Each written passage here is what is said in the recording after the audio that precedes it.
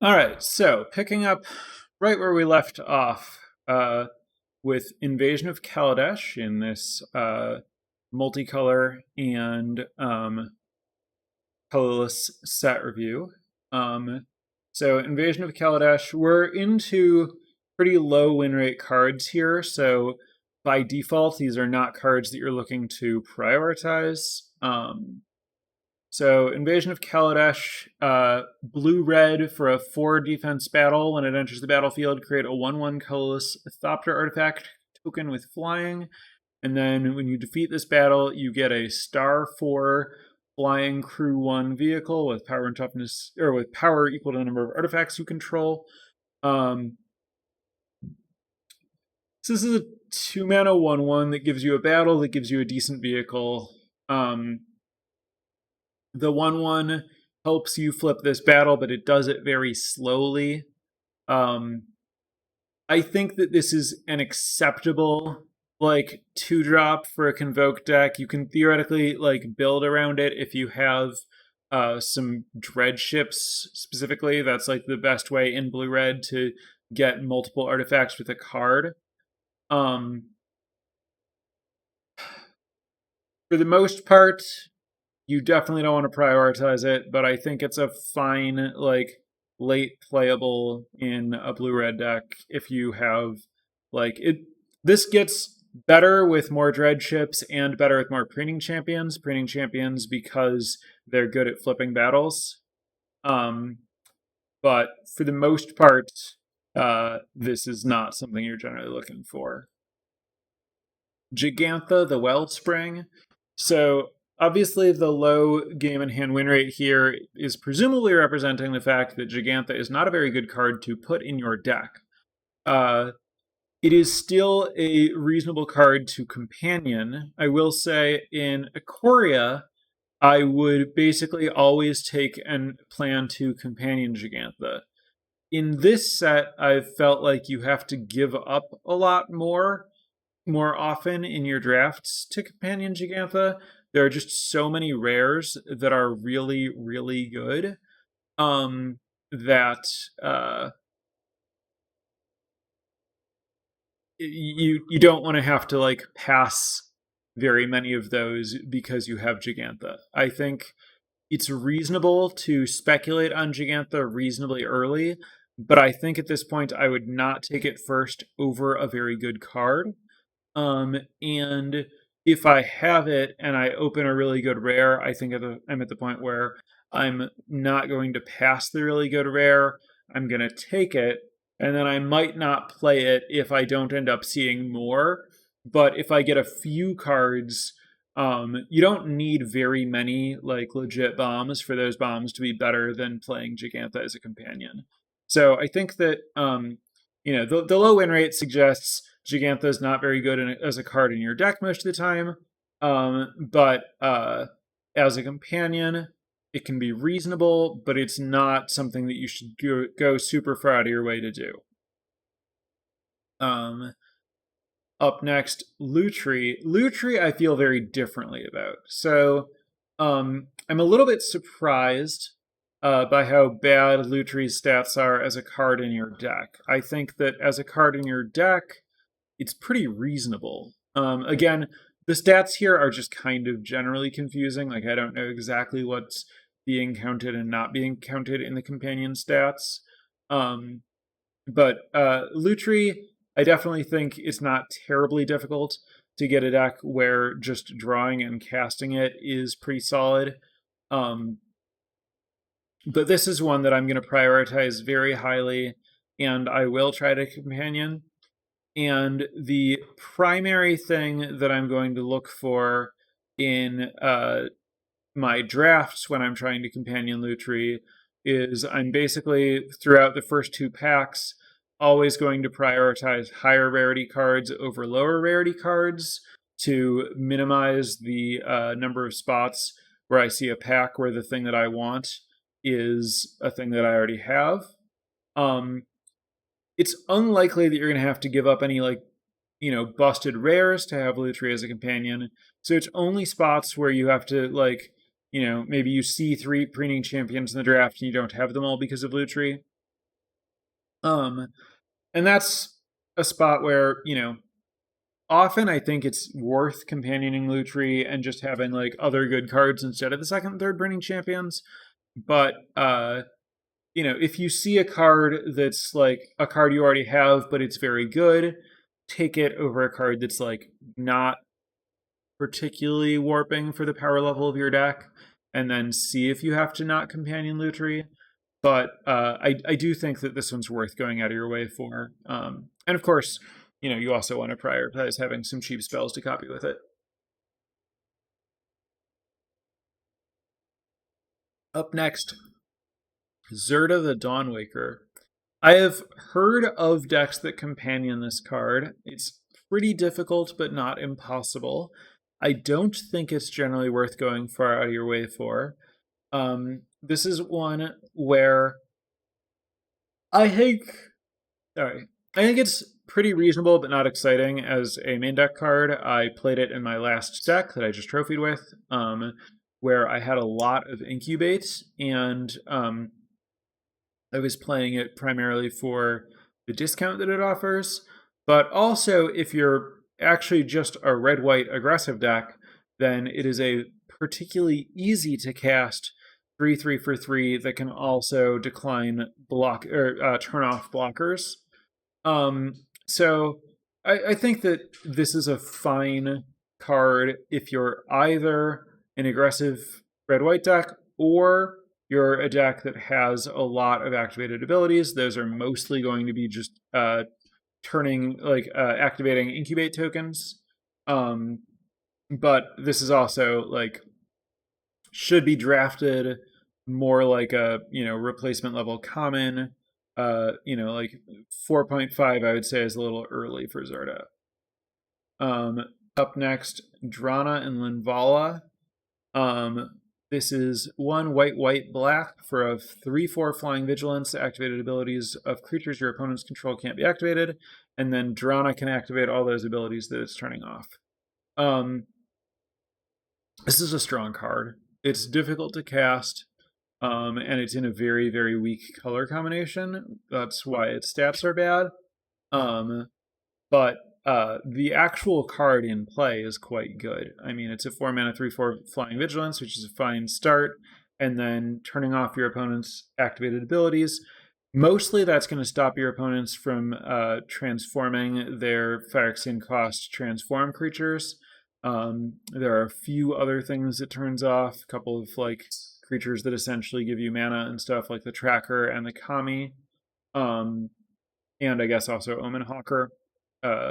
Few other random things. It's not super crippling, but stopping your opponent from flipping all of their like guys that transform can matter, and then you're also just getting a fine rate creature up front. Again, this card is not powerful enough to be a reason to go into white-black, since white-black is the weakest color combination, but if you're already there, this is a strong card in white-black. Up next, Jiro and Hazaret. This card is like quite bad if you don't have legends to hit. How much better it is than that is a function of how many legends you have and how good they are to hit. This is definitely not a card that I want to take early, because red, white 2 isn't a great casting cost for a deck that's trying to just jam a bunch of legends in there. But if I already have something like a Tally, then Jiru and Hazaret gets a lot better. Yeah, this is a weird card. You really need to have a realistic shot of cheating good stuff into play. If you do, great. Maybe play it. If you don't, stay far away. Persia, Judge of Valor. This is another white-black card. This is a reprint from Kaldheim, 2/4 Flying Vigilance, and you cast your second spell. Look at the top 3 cards of your library, put one of them in your hand and the rest in your graveyard. This card costs a lot of mana for not a great body. It's not the easiest to trigger, and when you do trigger it, it's good at triggering itself more. It's also good at decking you. I have liked this card in Esper control decks, especially those that are using Oracle of Tragedy. This is a weird card draw engine for some niche control decks. It is a playable card in a white-black deck, but I don't really want to be there. It's also a playable card if you're like green-black X splashing stuff. This is a fine thing to splash. I do want to stress that this is a lot better if you have a way to loop your deck. Specifically, that's just going to be Oracle for the most part in this format. Maybe if you're set up to like mill your opponent out with Breach and you're digging for Breach or something.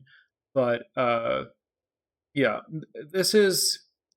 there is a ceiling on this card. I've been actively happy about it in some decks, but its average use case is unimpressive. Niv-Mizzet Reborn. This is one where you can see from the stats, the issue here is not that casting Niv-Mizzet is a bad thing to do, provided you can actually cast it. This is a card with a horrible overall win rate, but a large improvement when drawn. This is the lowest game played win rate that we've gotten to so far. There are some lower ones further down. It's not trivial to put Niv-Mizzet in a deck. Trying to is likely to make your deck pretty bad. If you're already in the multicolor green space, then this can be a nice card to pick up. You shouldn't go super far out of your way to prioritize gold cards to hit off of it, but you'll likely find some incidentally. And I don't think that you should take this early as a reason to try to do the multicolor thing if there's anything else reasonable. If you're already in a spot where it would make sense to go that way and you're not giving much up, sure, be very willing to not play this if you don't get there. But this is a card that has an actual ceiling. This is not a card you should never play. Up next, Yargle and Multani, the simplest card in the set and in Standard, I suppose. 3 black, green for an 18/6. I have not played this card. These numbers are good. You are getting a lot of power and toughness for the cost. There's nothing wrong with that. There are some random combos that you can do with this, but for the most part, I think you're just going to cast it, and then it's going to be pretty big. Your opponent's probably going to double block it, and it's going to not be all that impressive. But I think that if this casting cost is easy for you, this is a fine late pick playable. I don't think you should take it highly. I don't think it should dictate your colors. I don't think it's anything special, but I think that it is a like low tier playable common. Up next, Izuri, Claw of Progress. This is a really weird one. This is a 2 blue-green 3/3. With whenever a creature with power 2 or less enters the battlefield under your control, you get an experience counter. At the beginning of combat on your turn, put X +1/+1 counters on another target creature you control, where X is the number of experience counters you have. So if you play Izuri and then on the next turn you make multiple small creatures, which you could do however, you could cast multiple spells, or you could play a thing that like makes more than one token or whatever, you get to start putting multiple +1/+1 counters on your things. The ceiling on this card when it gets going is actually really crazy. This thing is fully capable of dominating a game. That said, it's a 4-mana 3/3 that needs some setup and then some more time after that. And if you draw it late and you don't have things to trigger it, then you better hope there's a significant board stall so that you can find some more time to find some things to trigger it. If you draw it early, you're presented with some awkward questions about like, okay, well now do I want to curve out or do I want to hold my creatures to try to trigger this thing? The ceiling on this card, like this card will win some games where it will be very, very impressive, but the stats make it clear that enough has to go right that that's not usually what's happening. I have played this card. I think this is a fine card to play in like defensive blue-green X decks. I think that if your deck is in the market for mutagen connoisseur, Missouri is going to play pretty well with those. But if you're a deck that looks like it would be in the market for like putting counters on things, like some sort of aggressive deck, you should probably just take, an aggressive card over this goofball. Weird one with some potential is my verdict on Azuri. Next up, Arixmathes, Slumbering Isle. Same casting cost as Azuri. This one's a 12/12. Also requires some setup. Enters the battlefield tapped with 5 slumber counters on it. As long as it has a slumber counter on it, it's a land, not a creature. When you cast a spell, you may remove a slumber counter from Arixmathes, and then, regardless of its slumbering situation, it can tap for a blue and a green. So, mostly what you're getting out of this is you're spending 4 mana for a land that taps for 2 mana next turn. Most decks in this format are not really looking to spend 4 mana to ramp. If you have a deck that is looking for that, this is a pretty good card. It's very good at ramping for 4 mana because it just does that. And it's also hard to remove while it's a land. And then once you've done that for a while, you get a 12/12. That 12/12 is not something you should put a lot of stock in. It will take a long time to get it, and when you do, your opponent can likely bounce it or something. So you really need to evaluate this card as a mana rock, basically, and only play it if your deck is in the market for that. I suspect that some number of decks play this because they think that they want a 4 mana 12/12, and they probably don't understand the extent to which they're not getting that. For example, a 4 mana mana rock would not be taken this aggressively. It would be taken, say, 11th on average or something. Chat points out that you can use Render Inert to immediately turn this into a 12/12. That is legal and cool and not something that you should really factor in too much to how you draft this, though maybe you should look to combine them somewhat if it comes up and is convenient for your colors naturally.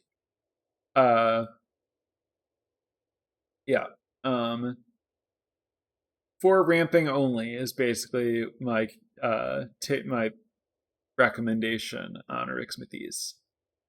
Up next, Invasion of New Capenna. White-black battle. When Invasion of New Capenna enters the battlefield, you may sacrifice an artifact or creature. When you do, exile target artifact or creature an opponent controls. For defense, when you flip it, you get the Holy Frazzle Cannon. Whenever equipped creature attacks, put a +1/+1 counter on that creature and each creature you control that shares a type with it. Equip 1. This is usually going to be best when it is equipping Phyrexians.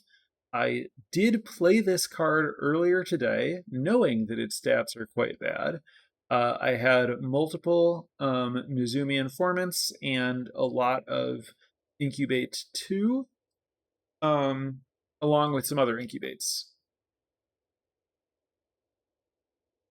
In that situation, it was medium.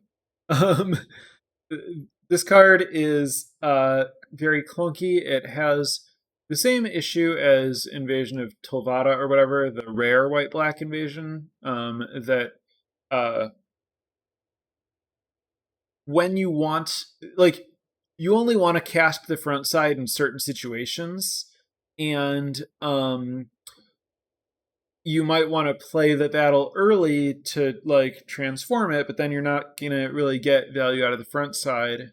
And given how situational battles are just kind of generically, having one that has a front that you only want to use at certain, like at very specific times, often in the late game, and then a back that you really want to get going early, makes this card tricky to get all of the value that it offers out of. When you combine that fact with the fact that it's white-black, and white-black is just not very good, you have a recipe for a card that's not very successful. Up next, Invasion of Ergamon. I have no idea what an Ergamon is, like magic lore-wise or whatever. But this is a red and a green for a 5 defense battle. When it enters the battlefield, create a treasure token. Then you may discard a card. If you do, draw a card. Yeah, you get a treasure and you get to rummage for 2 mana. Not very good. You need to defeat this battle for it to be a thing that's worthwhile. That's not trivial because it has 5 defense, 5 very notably harder than 4, because of the way that creature sizing works, where like if you have a mix of 2/2s and 3/3s, your opponent can like block your 3/3s and let your 2/2s through, and a lot of creatures have like 2 or 3 power, and so with 4 it's basically like connect with 2 creatures, whereas with 5 it's basically going to be connect with 3 creatures. Rounding, not always true, but roughly it's going to play that way a lot. And then when you flip it, you get a 3/4 trample with, when this enters the battlefield, you may discard a card. If you do, search your library for a land or battle card, reveal it, and put it into your hand, then shuffle. This thing is, the point of this card is that search your library for a battle part. The rest of this is like, theoretically, this can be the base of a red-green deck that's splashing other stuff. But really what you're looking for is to tutor for some great battle. There aren't really that many battles that are worth this. The other thing that this is doing is putting a battle in play for you to attack with your things that like to attack battles, most notably the red-green uncommon that if it's attacking a battle, you get to put a +1, or if something is attacking a battle, you can put a +1/+1 counter on it. But this is just not where it's at. It's really what I'm saying. I could hypothetically imagine a red and green deck that's like all in on the like whole battle thing that this is about, but I don't see it actually coming together in practice. Up next, Taigum, Ojutai Master, a 4 mana 3/4 instant sorcery, and dragon spells you cast can't be countered. Pretty good start.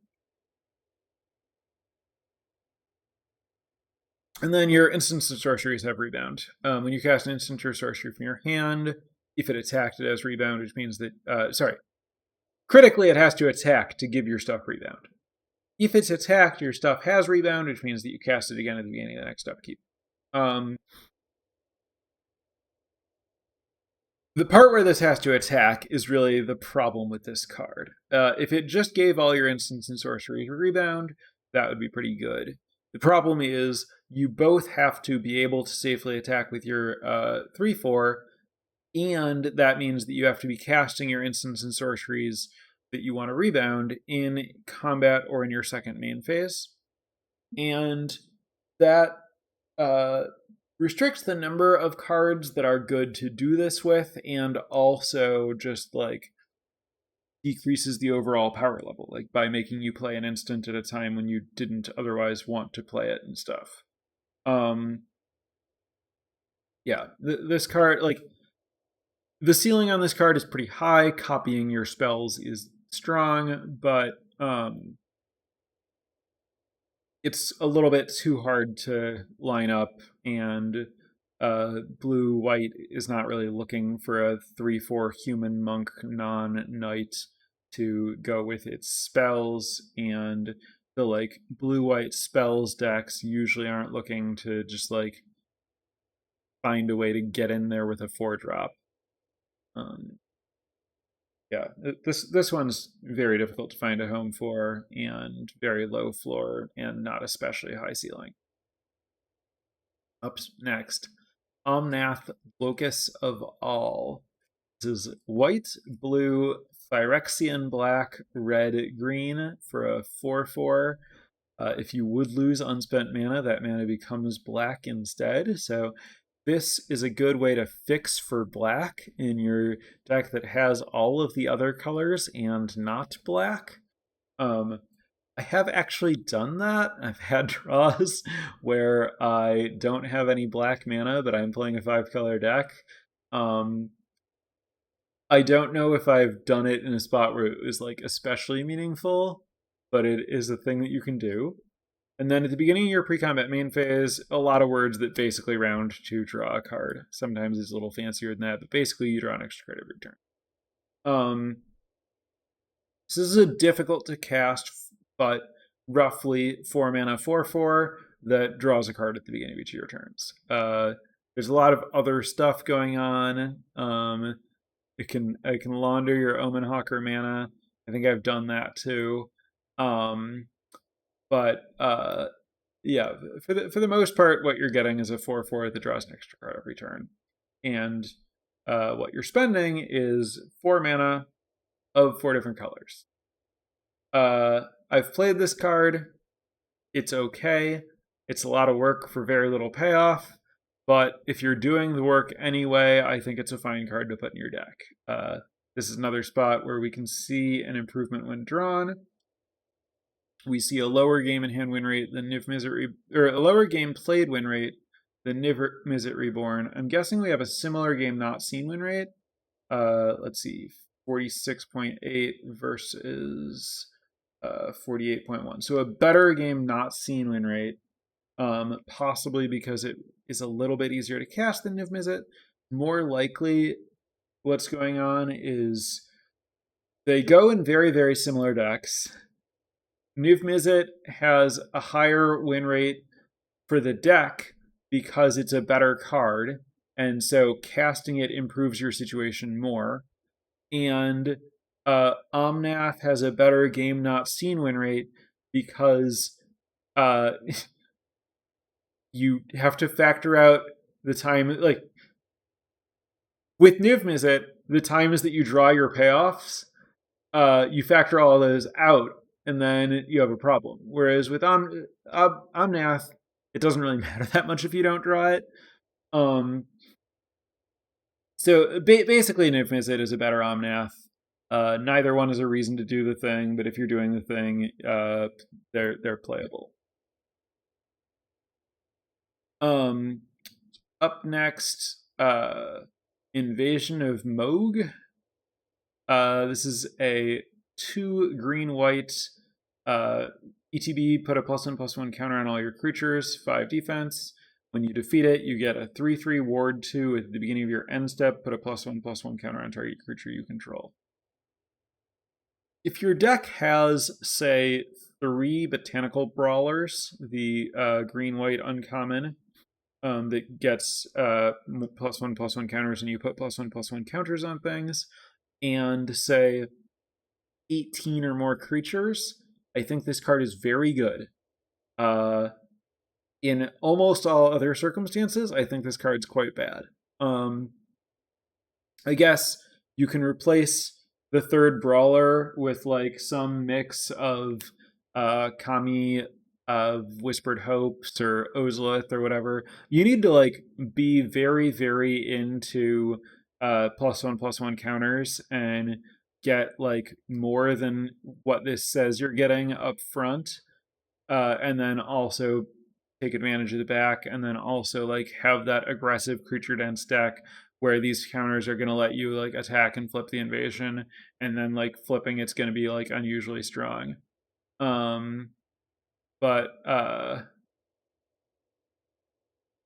most of the time don't play this, and again, the deck where it's good, I think that deck isn't good. Up next, Dina Soul Steeper. This is green-black for a 1/3. Whenever you gain a life, each opponent loses a life, and then you can spend 1 and sack another creature to have it get +X+O, where X is the sacrificed creature's power.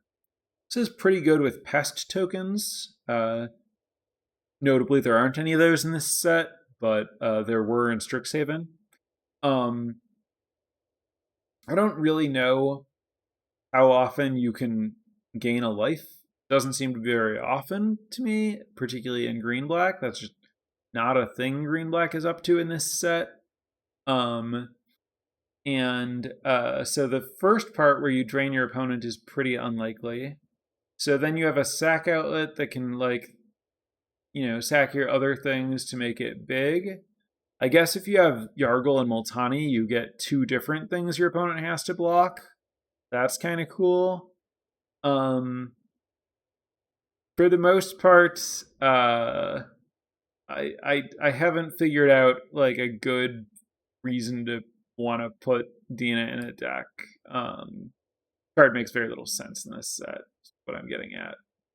Up next, Teysa Karlov.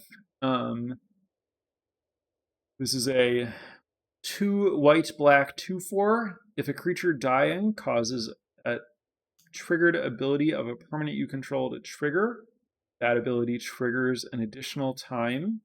Notably good with the Afterlife, or whatever it's called, mechanic that makes a 1/1 flyer when the creature dies. And then this gives creature tokens you control vigilance and lifelink. Also good with making 1/1 flyers when your creatures die, especially making 2 of them. Again, notably a mechanic that doesn't exist in this set. There are creatures in this set that do something when they die. The first one I'm thinking of is Oracle of Tragedy. I'm sure there are a few others. That ability is not going to come up a lot. If you're playing this card, you're playing it because you're interested in giving creature tokens you control vigilance and lifelink. Notably, those are going to be Phyrexian tokens. If you have enough incubates, giving them vigilance and lifelink, particularly lifelink, can be pretty good. But again, you need really quite a bit of that for Teysa to be reasonable. A 4-mana 2/4 is not where you want to be.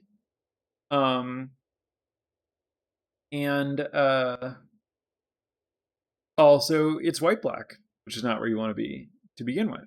So this is a card that if you see it very late and you happen to be in exactly the right lane, you might find a time when you have a reason to play it, but you should never take it early or even like middle. Like anytime you have to like plan to draft around it, just don't instead. But if you already have all the stuff where it would be reasonable in your deck, I could imagine that coming up.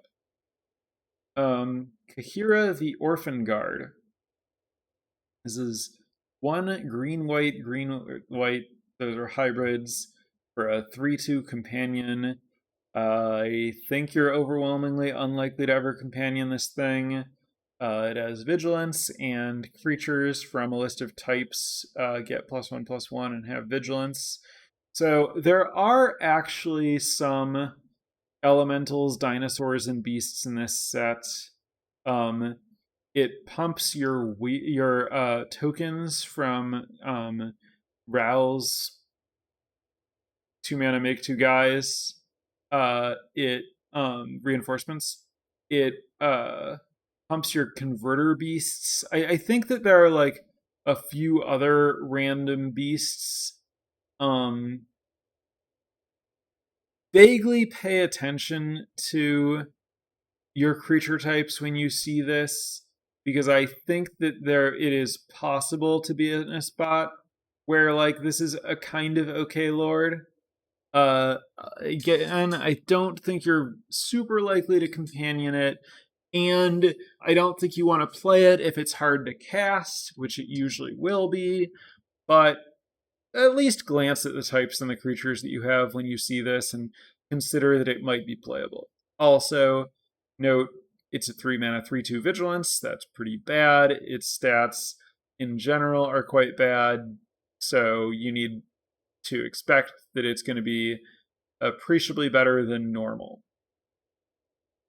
Up next, Lathiel the Bounteous Dawn.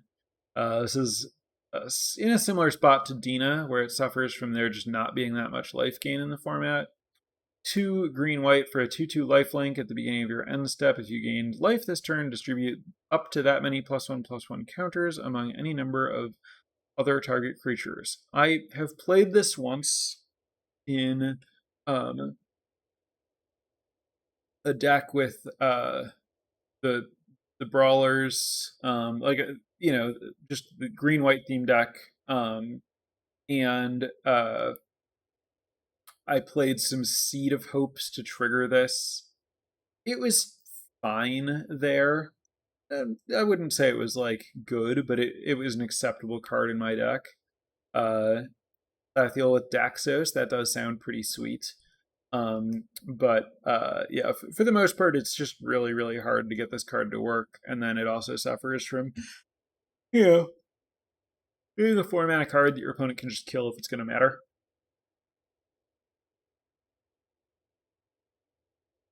Invasion of Kylum. This is a very weird card. 2 red-white for a 5 defense battle.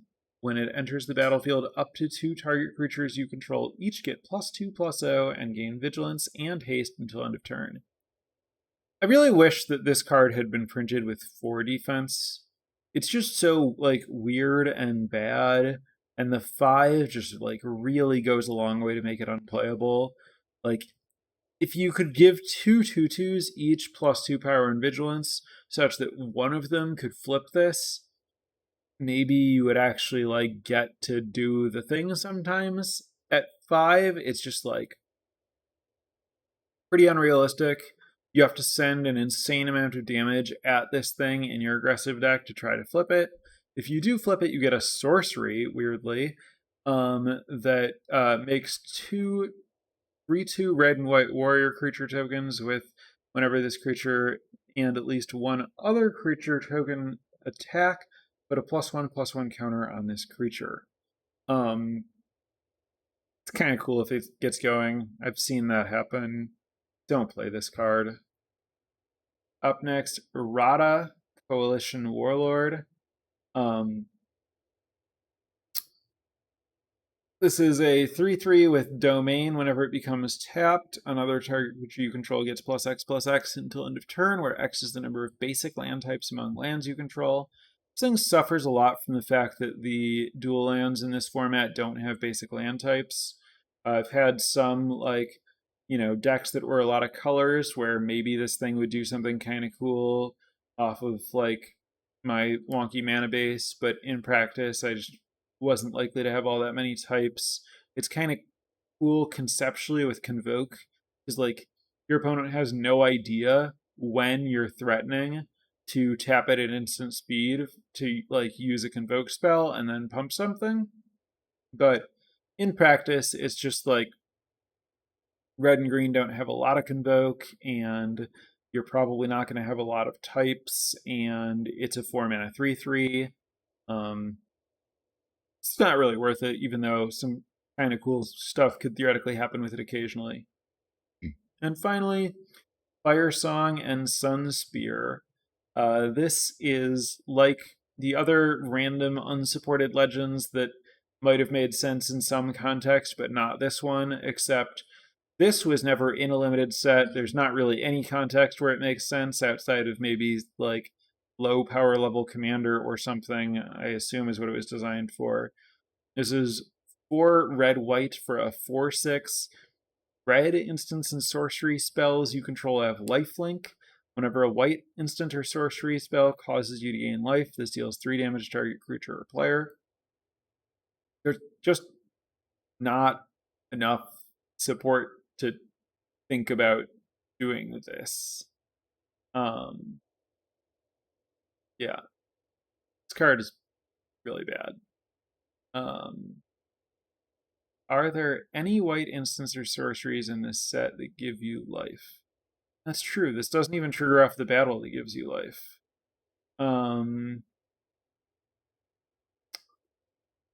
I can't think of any way that you can get the thing this guy actually wants to give you out of it.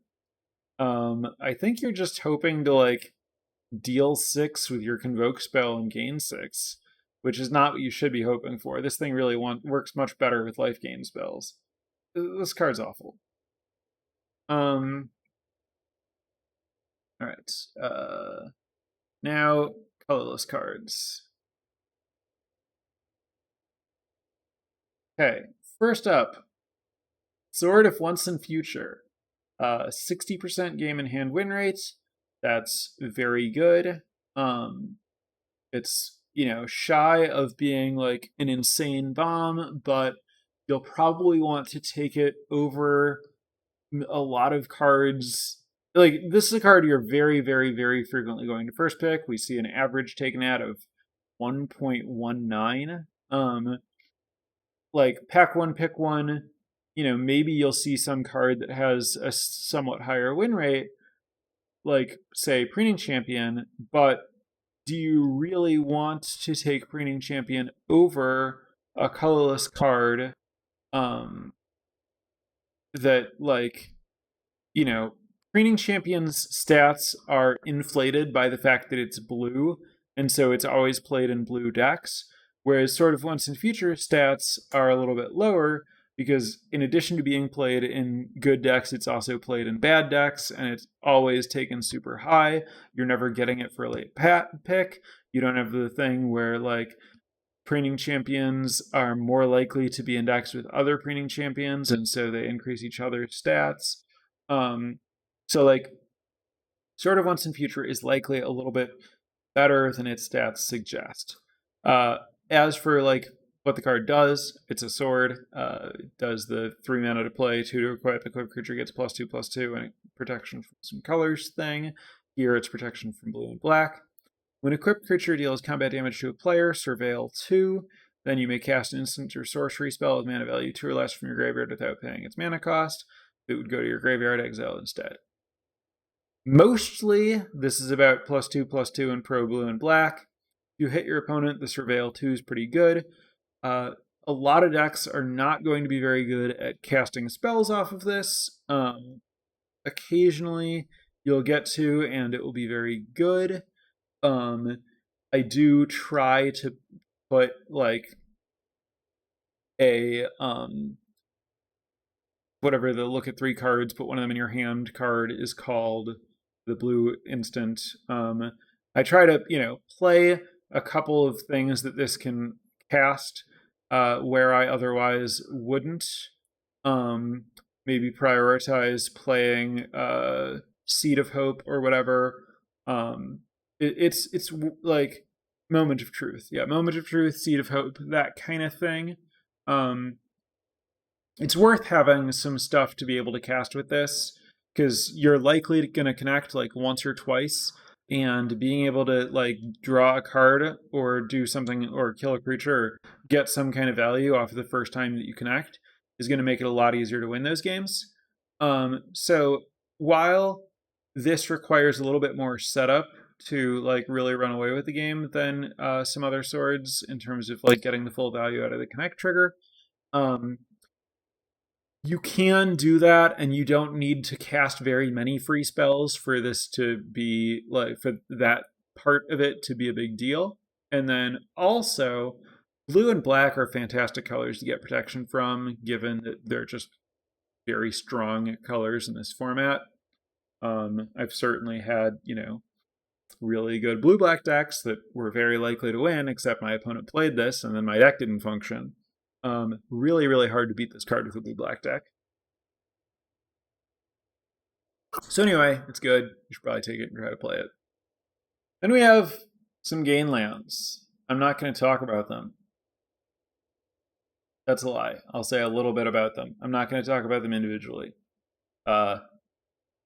Casting your spells is good. If these help you cast your spells, you should play them. All right, cool.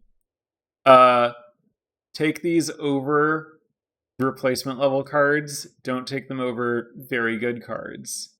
Don't pay any attention to their stats. Okay. Invasion of Ravnica. 5 mana. When it enters the battlefield, exile target non-land permanent opponent controls that isn't exactly 2 colors. And then it has 4 defense. Only 4 is pretty nice. And then you get a 5/5 with text that doesn't really matter. If you cast multicolor spells, you can like find more multicolor spells. You're very unlikely to have enough multicolor spells for this to be appreciably different than a 5/5. So 5 mana to kill a thing, and then if you can defeat this battle, you get a 5/5. That's fine. This is in the like clunky removal battle space.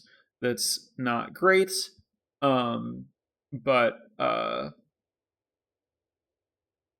is fine. The not exactly 2 colors thing comes up a little bit more than you might think, because all of the creatures that transform into creatures that are exactly 2 colors.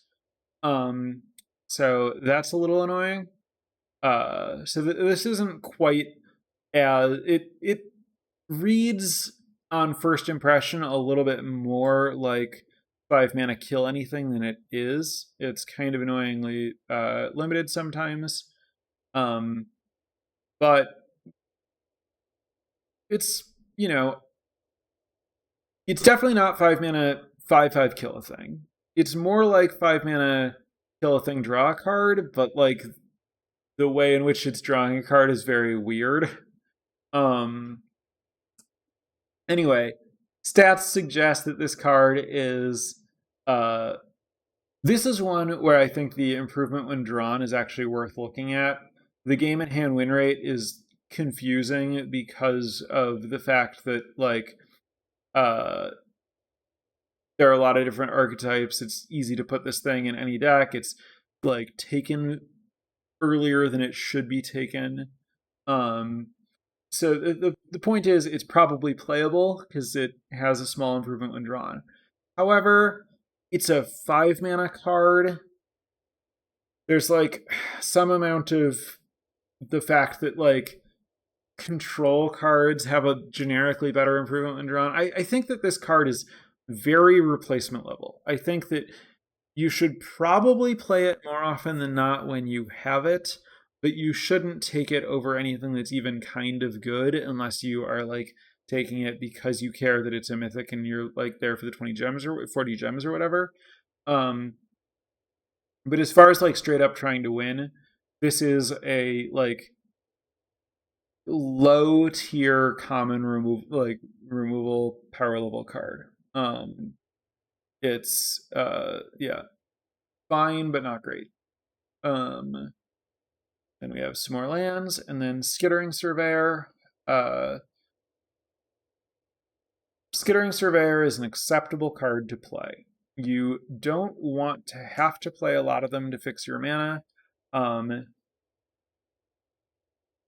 It is much weaker than most things you can do for 3 mana, but it's fine. You do get a body and a card out of it. It helps make your land drops. You want to try to make sure that if you're playing this, you can pretty reliably cast like meaningful 2 mana creatures. Ideally creatures that can trade up, like the 2 mana 3/1 Surveil guy curves pretty well into Skittering Surveyor. The Skittering Surveyor is going to put you behind, and you want to make sure that you are not putting yourself behind on both turns 2 and 3. But if you can, be like even or ahead on turn 2 or on turn 2, and then fall just a tiny bit behind on turn 3, that's more okay. You want to make sure that you're getting paid for your Skittering Surveyor in some way, like you have expensive cards or more colors or generally ways to use extra cards or extra mana, but that part's pretty easy to do. yeah, fine, but in Dominaria, Skittering Surveyor was like the truth. Like Skittering Surveyor was, you know, a super highly prioritized common that like everyone wanted. In this format, the format's a little faster overall, a little more powerful. Also, the fact that Skittering Surveyor is an artifact meant that it triggered Historic, which was very meaningful in that set and doesn't matter here. So this is a card where the different format changes things a lot. There are a lot of cards like that in this set. One of the cool things about this set. Yeah, another Gainland. Flywheel Racer. This is a 2-mana 3/2 Vigilance Vehicle, crew 1, and then if it is a creature, you can tap it for a mana of any color. This is acceptable fixing. It's somewhat difficult to ramp at a time that you care about ramping with this, because really you want to have a 1-mana creature to do that. If you have a 1-mana creature, you can play the 1-mana creature on 1, this on 2, and on turn 3 you can crew this and play a 4-drop, and that's pretty good. But if you're like turn 2 this, turn 3 creature, turn 4 crew it, and then you can play a 5-drop on 4, that's a lot less exciting than a 4-drop on 3. Often what you want is to be able to attack with this and then tap it for mana. Sometimes you don't get to do that and you just tap it for mana. That's fine. This is functional fixing, but it's awkward with Convoke, since it just doesn't work with Convoke because you have to tap a creature that would be convoking to make this a creature that can tap for mana. But if you have a low curve and you're trying to fix your mana, this is a fine way to do it. Some more Gainlands. Halo Hopper. This card is really bad most of the time. There are certain decks that can take advantage of it. If you have a lot of 1-drops and or a lot of 2 or 3 mana cards that put multiple creatures into play. So really you're looking at like 1-drops plus Rouse Reinforcements plus Praying Champions. If you have like 4 plus 1-drops and a lot of 2-drops, if you get to play this on turn 2 as a 3/2, even if you didn't have another 2-mana play and you just go 1-drop into this, you're a little above rate. Nothing exciting, but it's fine.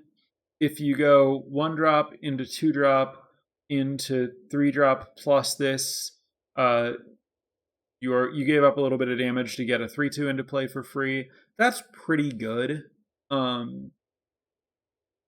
Especially if you are then like a deck that's usefully going wide. That there is something here that the deck that uses this really well is a thing that you can end up in, but don't play this in most normal decks. You have to like really, really commit. Yeah. Windscarred Crag. Kite Sail is I haven't played it. It seems like a card I would basically only want to play if I have Rev in my deck. I imagine there are other people who would play it in somewhat more very aggressive, like low curve red-white aggro decks that happen to not have Rev or whatever. I guess I could also imagine this if you're like a red-black aggro deck with a few lifelinkers. But for the most part, this is not a card I'm looking to put in decks. Up next, Realmbreaker, the Invasion Tree. I just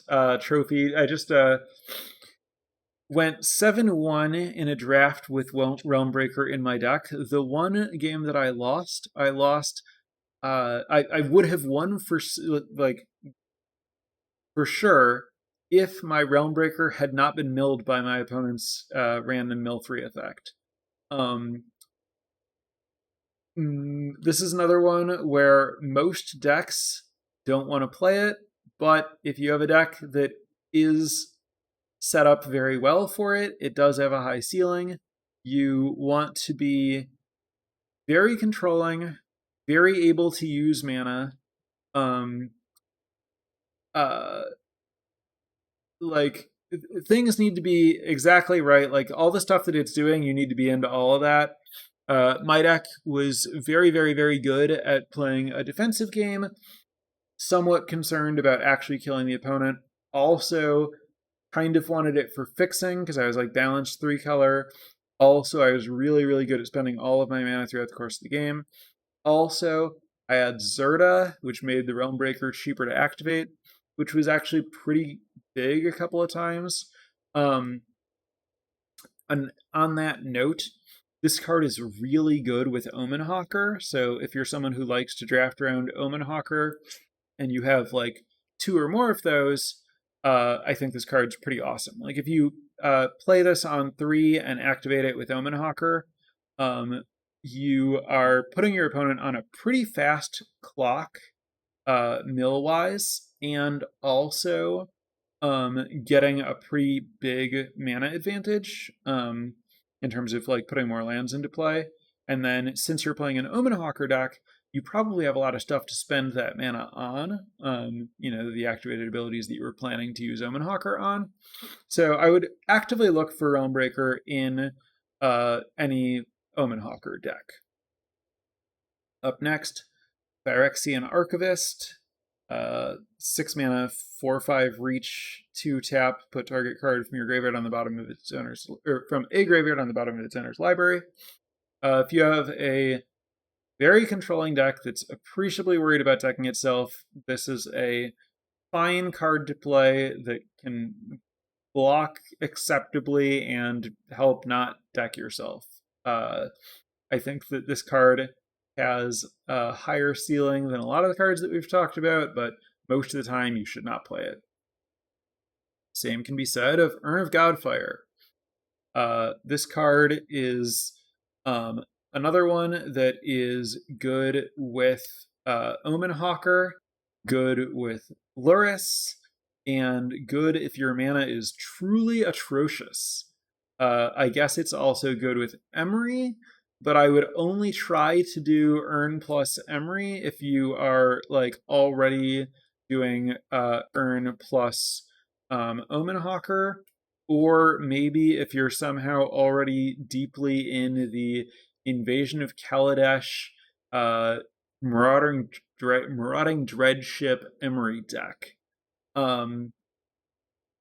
If you're not in some configuration of making Urn cheaper to use or rebuying the Urn, you should only play it in situations where you're extremely desperate, and you should very much try to avoid those situations.